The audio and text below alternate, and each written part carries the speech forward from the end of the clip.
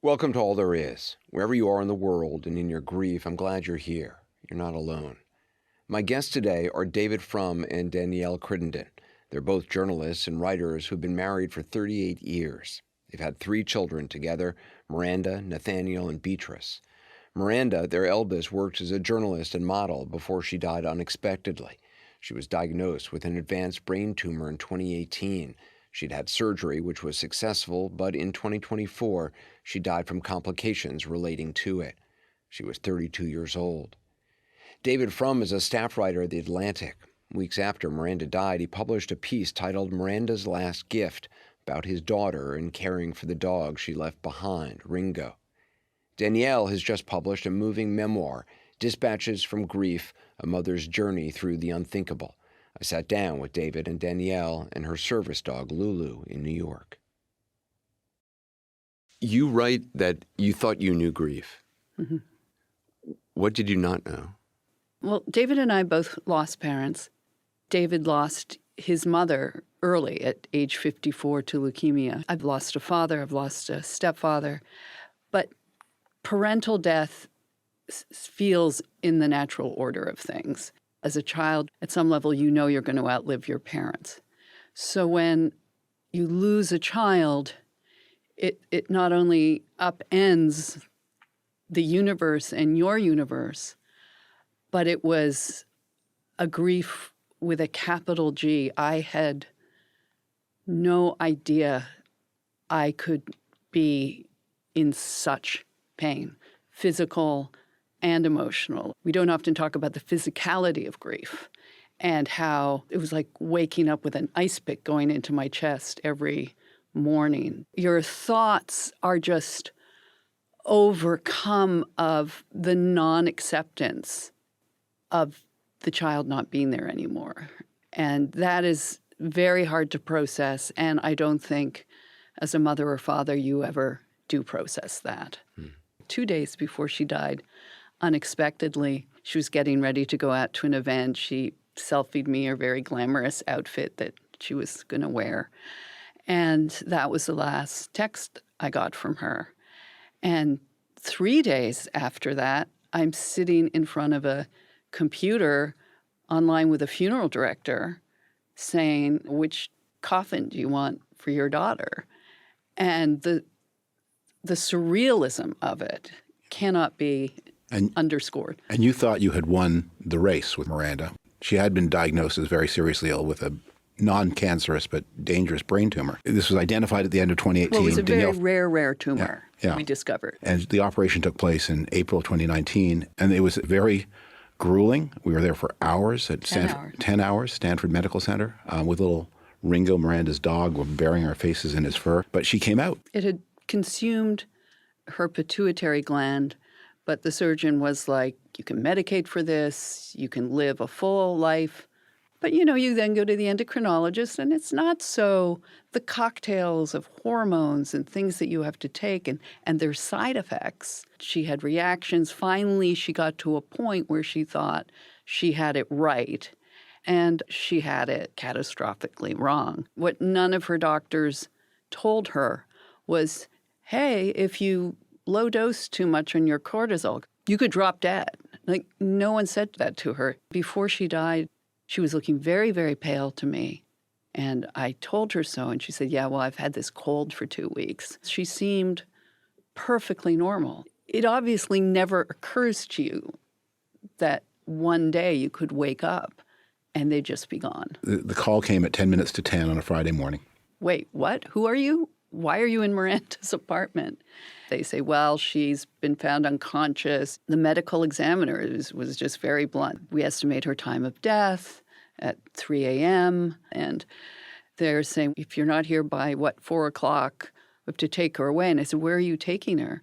And they said, to the medical examiner's building. And it was like, okay, that's not the emergency room. You thought she might still be alive? It's some part of my brain, yes.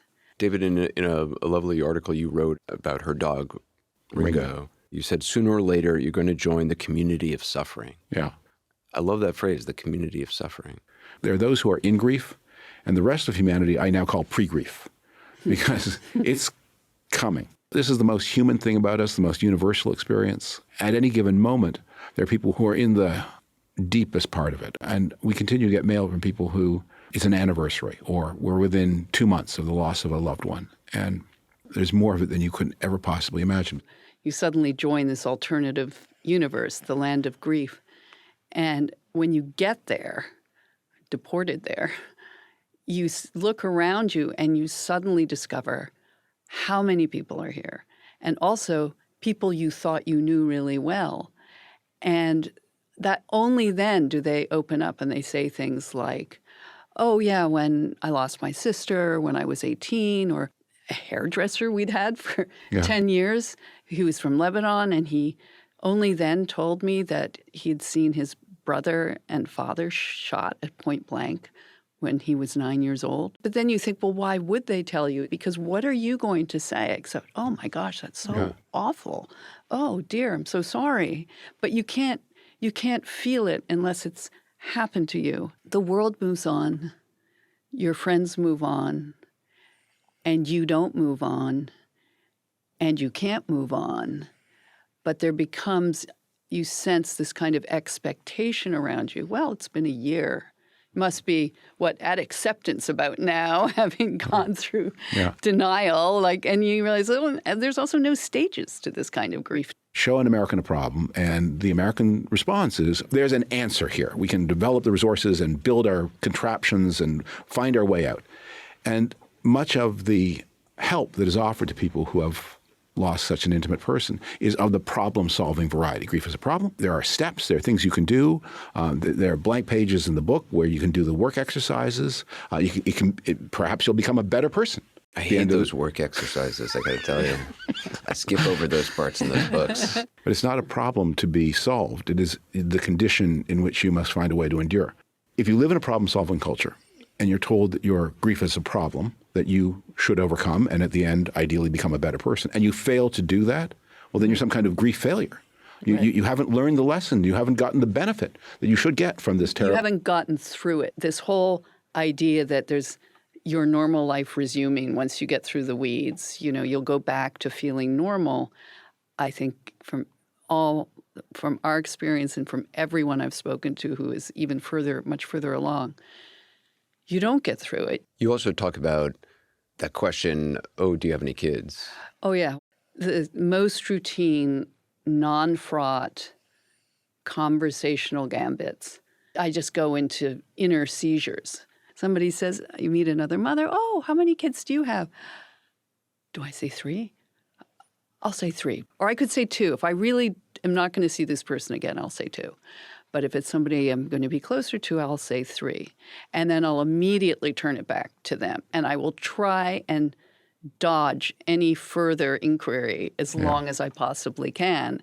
And then when you finally can't, like they press, you'll say, well, we lost our eldest daughter at 32. And then they look so stricken and embarrassed that you feel bad for them, and then you start to comfort them, and you just no, of course you didn't know, it's fine, but nothing is normal. Again, these types of common interactions. I found the same thing where people say, oh, do you have any siblings? For a while, I found myself coming up with this formulation that would try to make them feel better immediately. So I would say, I had a brother, but he died, but I have 2 half-brothers. I would throw that out to sort of make the other person comfortable. Yeah. But then as in that situation also, am I now negating my relationship with my brother? Like, yes, we lost our eldest, but it's okay. Yeah. We have 2 other children. And with a child, it's something you don't want to let go of. I say to David, I miss my variety pack. Like, you've formed this family unit over 32 years, and Miranda played a role, Nat plays role B, we play roles. They evolve over time. But once that person is gone and the hole is blown in your family, it's a whole reshuffling of the dynamics of your galaxy. Miranda was very adventurous, very beautiful. She modeled for a few years based in Tel Aviv. She put off this exceptionally cool, persona. But she could talk to anyone. And not only could she talk to anyone, she could get right to their essence. And she liked oddballs. She liked creative people. She liked unusual people. Her friends began to call the people she collected sometimes Miranda's strays because they all were a little troubled, but they found kindredship in her. And she was able always to bring out the piece of gold that was in them. There was a 10-year gap between Bea and her sister Miranda. Miranda was just like the cooler mother, and it was a very intense loss. Bea pointed out to us the other day that she had to face 60 years without her sister. You know, I guess we only have to face 20 or something. But yeah, she like the whole stretch, because she's now 24, so she was 22, the whole stretch of her life. Yeah. Any celebrations, any weddings, any children, she will not have that best friend and mother by her side. Bea wrote a lot about what was going on, and she writes very movingly about what it was like to suddenly not have her parents cope well with something like this. I want to read that. She talked about a visit you made to her at college. You write, Bea would later recall her father visiting her at college 9 months after Miranda died. She wrote, over dinner, I told him how painful it was to see him and my mom like this. I wanted to know if there was something else I could do. He answered, your mother and I will never be our former selves. Miranda's death is the defining fact of the rest of our lives. But it is different for you. This isn't the defining moment. It will change you, but you have to keep living in a way your mother and I don't have to do. Our wish for you is to keep living the life you have beyond this. As a mother and as a father, but I think especially as a mother, you are so used to putting your children first and their needs first. And so when Miranda died, I just crawled under a rock. Our children had to watch me crying, howling crying. It was the first time I felt utterly unable to comfort them. I mean, I tried, but I lost all capacity to be, it felt to me like a mother. And not only that, I felt I was being cruel and selfish because the most natural thing in the world is to hold them and tell them it's going to be okay. I couldn't do. You said, the loss of a child upends the natural order, a meteor crashing into your personal galaxy. The universe as you knew it is destroyed forever. However unique and precious your own loss feels, you discover that you've simply joined the limping thousands, millions, whose lives have been devastated by the routine catastrophes that befall someone somewhere every second of every day. From these fellow travelers, we learned what no grief manual will tell you. The person you were died with your child.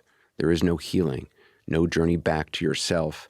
That map burned with everything else.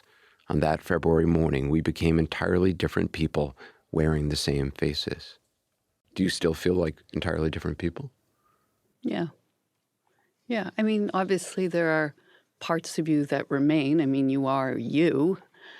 But I don't think I can experience joy or happiness the way I used to in a completely unmitigated way. Everything will be offset or tinged with sadness. I realize that that sounds very pessimistic and not a lot of fun, but I'm finding I'm learning to cope with that. And what you try and learn to do, and what I'm definitely becoming better at, is just simply being in the present, sitting with your friends, laughing, engaging in whatever moment it is, and then the minute you step away, it's like a flare-up of an old war wound. You feel she's still not here.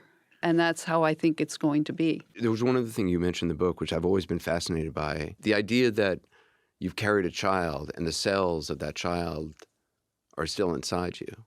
This was a scientific thing I learned a few years ago before Miranda died, and then I went and re-looked it up, that when a woman gives birth to a baby, some of the cells remain in her body forever. The cells of that the baby. Cells of that baby leaves some of its cells behind. And these cells have been known to help a mother fight illness, cancer. And then it's also regarded as one of the few, if only, instance where foreign cells can live compatibly in a completely different person. And so this is something that gives me great comfort because I know then that I carry Miranda's cells with me. So part of her literally remains alive in me. That must be an incredible feeling. It's one of the special things about being a mother. We'll have more in a moment. The two of you had to work to really not retreat into your own silos of grief. It was David who recognized that. And every time I tried to just crawl into a ball, you were the one who would pull me back and say, we can't retreat into our own silos of grief. That's when he coined this phrase. And I also saw that he was maybe even nervous about talking about his grief with me. And so as I got a little stronger, I sort of forced you to talk about it with me because I could see you could go into your mind and into your tasks. Then when you did, actually, we could talk about it together. It gave me such comfort. And I realized that we were the only two people who understood exactly what the other was going through. And so that's what we leaned into.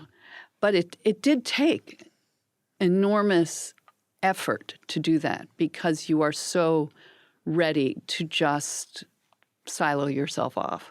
Yeah. So Danielle and I have been married now for 38 years. Before all this, I used to joke, we've had a lot of marriages. This is the same person.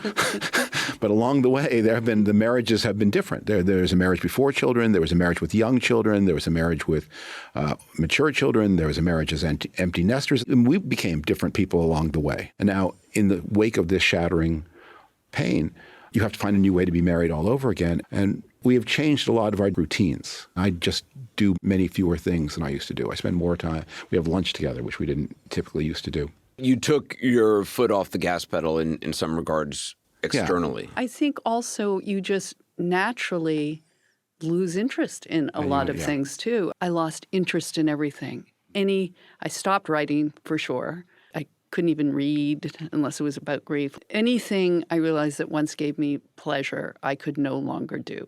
And maybe that was just because for that time I could no longer experience pleasure. Mm-hmm. And physically, I've become fascinated in the physical toll that grief takes upon you. The whole nervous system gets rattled. Your brain has a terrible time processing it. And I write a bit about EMDR therapy for PTSD, which you found helpful. Which I found super helpful. It was the only thing I found helpful. Not least because I couldn't get any other help of any kind, because every time I reached out to a grief specialist or grief institution, they were like, yes, we can see you in 18 months. And I'm feeling, no, I want to actually kill myself right now. And I don't know where I'm going to be 18 months from now, but it's very, very hard to get therapeutic help quickly when you need it, unless you check yourself into a hospital and say, I'm going to commit suicide. And that was, what was that going to do? That wasn't going to help me. But you felt that way. I suddenly understood, and this feels like a terrible thing again to say as a mother and a wife, but for the first time I understood that pain could be more powerful than living, that death could offer this retreat from the pain, and I could go into the ground with Miranda and be with her. And then your brain starts to, David will be fine, the kids will be fine, but I can't keep living. And it's that bad. How long did that last for? At least 3 months. And then the EMDR kicked in, and it realizes that the brain has a lot of difficulty processing trauma. It doesn't know what to do with it. That your brain regularly files normal memories. It's straightforward. And they've now shown through, the miracles of MRIs that when a traumatic memory hits, the brain starts reacting in completely different ways. Parts of it light up that don't light up with regular memories. And the theory is that the experience remains present. And so when you're reminded, the trigger, when I walked through the supermarket and suddenly saw the things I used to buy for Miranda, and I had to run from the building like it was on fire because I couldn't cope with that. It learns to train the brain to file those memories away. And it works. How long was that treatment? I'm still doing it. Okay. 2 years on. The goal, when I talked to the therapist, I said, well, what is, especially early on, I said, what is really the point of this? Because I'm not going to stop grieving. I'm never going to not miss Miranda. And she said, our goal is for the grief to stop controlling your days and to stop controlling your mind. And that really made sense to me, and it has proven to be true. I think I'm a lot further along in being able to, even now, just talk about this in a matter-of-fact way, which I don't think I could have done without having already gone through a lot of this in therapy. I want to read something you wrote. You said, "To me, the most infuriating observers are those who insist grief is a gift. Believe it or not, there is no shortage of people who believe that the worst thing that can happen to you is actually an opportunity for growth. The happiness hucksters of TED Talks and TikToks promise that everything is surmountable if you just find your truth and believe in yourself." You get a lot of 9 workshops will get you through your grief. And because it's so painful, you're willing to try anything. I wanted to reach out to psychics. I just wanted something to stop this pain that no medication could help. Selling you this hope, selling you that you're a better person, I think is the inverse of the message you want to hear. This idea, the gift idea, I talked to Stephen Colbert about this back in 2019. I had come across something he had said in an interview, quoting a J.R.R. Tolkien, who said, "What if God's punishments are not gifts?" He went on to say, in a later podcast I did with him, he said, "Grief can become a form of wisdom about your human experience that you can share with other people." I would say there is truth there, and there is power there, and there is wisdom there, but it's not a truth, and it's not a power, and it's not a wisdom that we can share or we can use. I've lost both my parents now, and when you lose a parent, whether horribly prematurely, as in my mother's case, or somewhat prematurely in my father's case, they leave behind in your life a kind of, not only a void, but a role. That you can take their parts of their lives, and this is not a robbery, because this is what I see now I'm a parent. When I die, I will feel the same way. They leave behind things for you to take from them. That's the role they leave behind. Yes, and in some ways, only when they leave the earth can you fully internalize them, and is the parental role complete, because you have left behind an example of the whole life. Even leaving an example of how to die in some Even cases. leaving an example of how to die. And as a child, as sad as you are, and in my mother's case, we were shattered. In my father's case, we were deeply in grief. But they have left behind something for you. With a child, it's not like that. You wanted to leave it for them. If it were Miranda sitting here talking about us, I would be very pleased if I could hear it, to hear her say, my parents' death was in a way a gift, because that's what I would like. I would like to leave both my life and my death as a gift for my children. But this gift we'd like to return. Yeah. And it's non-returnable. Non-returnable. Danielle's stepfather, he had this process. He was in the hospital for about 10 days during the final dying. And he had a word for everybody. He had a joke for everybody. And that's the gift. That's the gift. When you can do that. Miranda was also exceptionally close because through a couple of rebellious years of her teenagehood, we eventually just shipped her up to live with my parents. They were in Toronto in Canada, and she went to school there. So they became very, very close. And so when we were sort of getting the last messages, Miranda came in, and he looked at her, and he said, "I'll see you down there." And she reeled and then started to laugh hysterically. And then she came and sat on his bedside, and he held her, and he said, "I couldn't have loved you more." And Miranda actually died on his birthday. She did die on his birthday, yes. And in some ways, we hope that he was maybe there to catch her. Do you believe in signs? Before this, I might have said, yeah, sure. I now really believe in signs because there are things that happen that are so connected to them and yet completely inexplicable. I often talk to her and I imagine what she would say, but there have been times at critical moments, it's like her voice has landed in my head and said something that I wouldn't have expected her to say. And actually, one of them relates to this book. I've been very torn about, promoting it. It's a weird thing to have to keep going out and talking about again and again and repeating the fact that she's dead again and again. And one night as I was falling asleep, I was thinking, well, Miranda, at least this book, keep your memory alive in the world. And then I heard her in her sharp voice, and she said, no, Mom, that's not what's going to keep me alive in the world. You are going to keep me alive in the world. And the only way you will keep me alive is if you live. And by live, she meant live.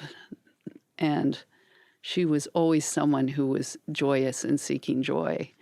And I have also taken that to heart. Can you do that? I'm trying. And actually, the process of this book and talking about her, I feel her very strongly by my side. And I feel it's been her way, actually, to bring me back into the world. It's the first time I've been able to write again. The article you wrote that was in The Atlantic about Ringo, that was the first time you were able to write again when you thought you couldn't write. Yeah. There are other more inexplicable signs, but you do feel their spirit. I'm very aware, as obviously you are, of the people around me who may be suffering.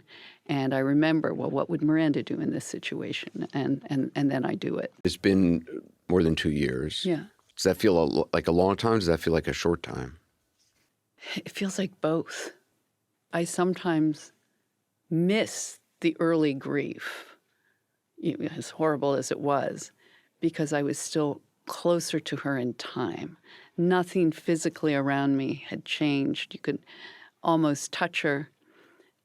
And now, and the analogy is your train pulls away from Miranda Station, and you get farther and farther along, and things get different and things happen.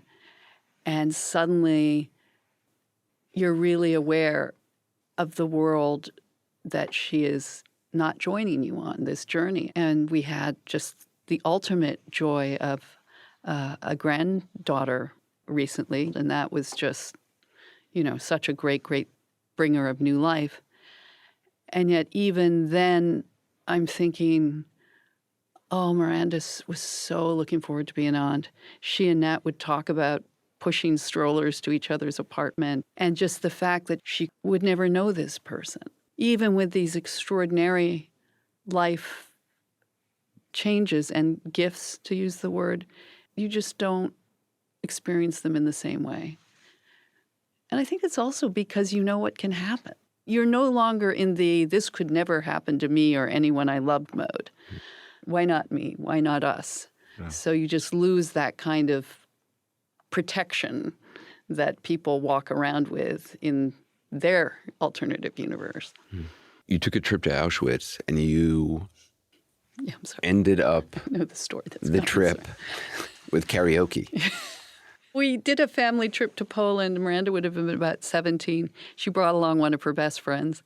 And especially being Jewish, you go through Poland and you see all the most depressing parts of Poland. You go to the Warsaw Ghetto, you go to the Jewish Museum. And so this was the last big expedition of our trip before we would fly back to the U.S. And right down the street from our hotel was a karaoke bar, obviously a Polish karaoke bar. And which are the best kind of karaoke. Yeah. Everyone knows this. No, I have to say, this was, I hadn't even known about karaoke bars, but the minute we walked in, we were instantly unpopular because we were obviously English-speaking Americans. But, and why David and I were there, we don't know. She was just very insistent that to end this tour of tragedy, we had to go to a karaoke bar because that was her spirit. And we went to this karaoke bar, and Miranda, at all of 17, knows exactly what to do. And she starts commanding shots of vodka, which you, to my total surprise, got heavily into this whole experience. And you don't even like singing. And she queued up Don't Stop Believing. Journey. And then it's our turn, and we're just following Miranda and her friend's lead, and we, mangle the song. And then after a certain point, it became very clear from the surly DJ that it was time for us to leave. That was just like the funniest story for years, after tragedy, karaoke. That was Miranda's kind of outlook on life. And so at her memorial service, which in Judaism you do a year after they are buried, that's when it's called an unveiling. You literally unveil their headstone. So we planned this ceremony for Miranda, and her friends came, including this friend who had been on the Polish trip with us. And I was very worried the memorial would end on a very sad note, which in retrospect probably was appropriate. But then I said to her friend, Ari, the night before, over a glass of wine, I said, Ari, do you think we should do Don't Stop Believing tomorrow at the end of the ceremony? She's like, that's a great idea. And so we then solicited some opinions, and her friends were like, you got to do it. So we took a speaker, we took a microphone, and after the end of this service, a friend of hers had poured a perfect dirty martini, which was her favorite drink, and had placed it at the beginning of the ceremony on her headstone, which is not part of Jewish tradition. I just want to make that clear. And we keyed up Journey on the karaoke app, and we mangled it just as beautifully as we did before.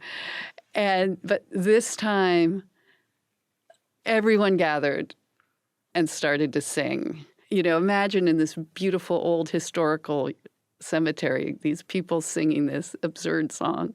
And then we toasted her, and I poured the martini onto her glass, and that was how it was ended.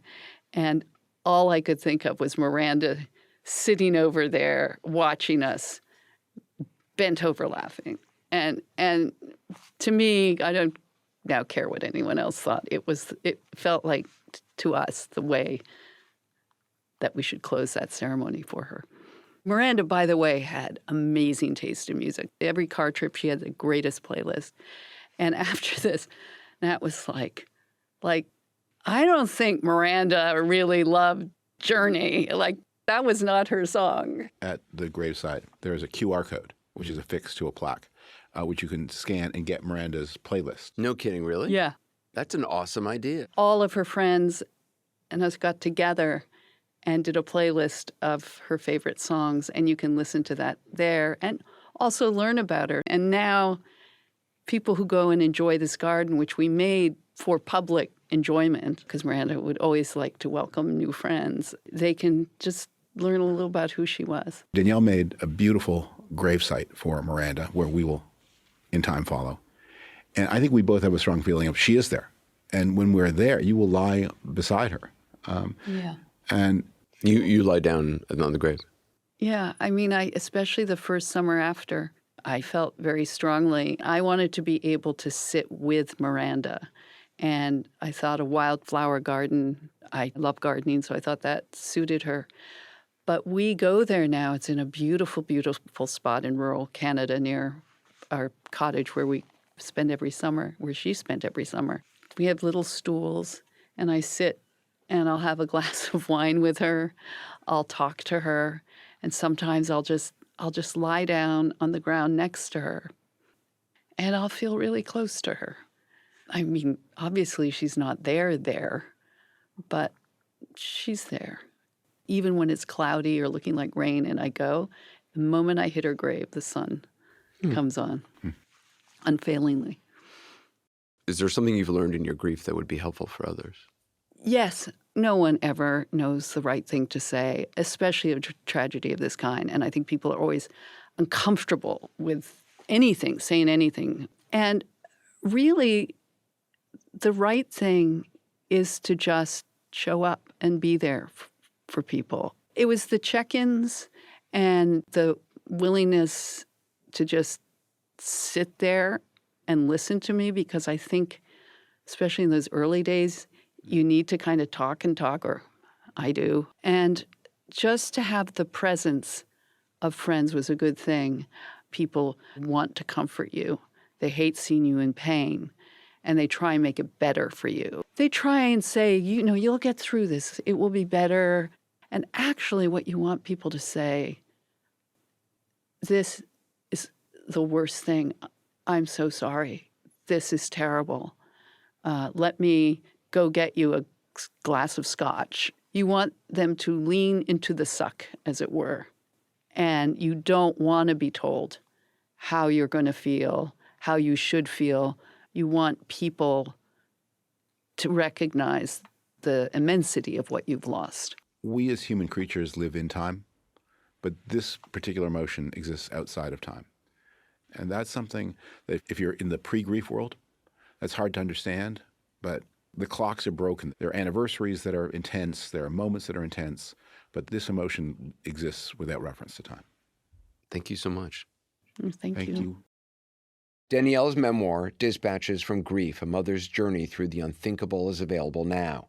If you have thoughts you'd like to share about my conversation with them or about your own experiences with grief, we'd love to hear from you. You can leave a comment on our grief community page at cnn.com/allthereis, or leave us a voicemail at 404-827-1805. For the next podcast episode, August 20th, you'll hear my conversation with legendary drummer Travis Barker. It's a remarkable conversation. He's the sole survivor of a plane crash that killed some of his closest friends. He underwent months of agonizing treatment for third-degree burns, which covered more than 65% of his body, and he talks beautifully and candidly about the losses he carries with him. Everyday life was really hard for me. If I saw a plane come in the sky, I would hide. Planes just equal death to me. Leaving the house was just hard. I was just waiting for something to happen. Chris and Che are gone. These two pilots passed away. I was in a burn center for 6 months. Life was hard. You're a different person. Yeah, it was challenging. And I remember my post-traumatic doctor had said something like, people go through life just expecting everything to be perfect. And not everything's going to be perfect. Sometimes you're going to face adversity, and you faced some of the worst adversity ever, right? But these things either destroy you or define you. And there was no way I was going to let it destroy me. All There Is with Travis Barker comes out August 20th.